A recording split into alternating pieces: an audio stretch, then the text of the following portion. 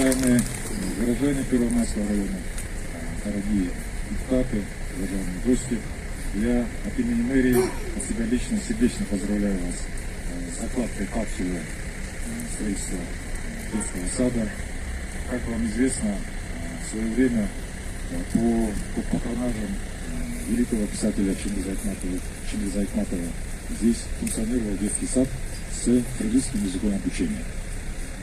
После чьим-то решением здесь размещались административные здания, здесь был Первомайская налоговая, которая сгорела.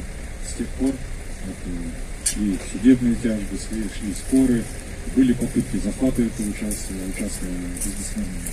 Но вы сегодня все являетесь свидетелями, что мы начинаем здесь строительство детского сада.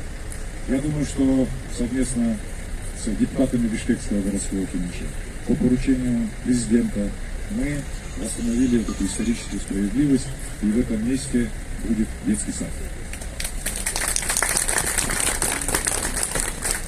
Я желаю строителям успехов, я желаю строителям доброго пути, чтобы этот детский сад получился качественным, удобным, чтобы этот садик был достопримечательностью данного района для жителей Первомайского района, чтобы здесь, вот, видите, много очень объектов строится, это самый центр, чтобы нашим детям было здесь удобно, а родителям было, так скажем, рядом, близко, такой шаговой доступности детский сад.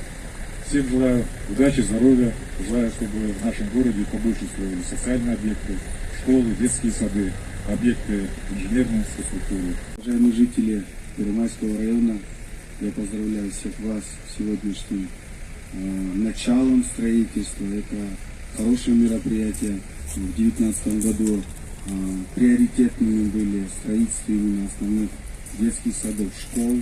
Также и в 2020 году мы ставим, Бишкекский городской кенеш и мэрия ставят своими приоритетными целями именно развитие именно социальных наших объектов, строительства объектов социальных, это детских садов, школ.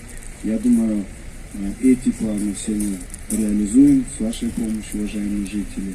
Так что всем хотелось бы пожелать самое главное здоровья, и чтобы мы через год совместно открывали данный детский сад. Спасибо большое за внимание.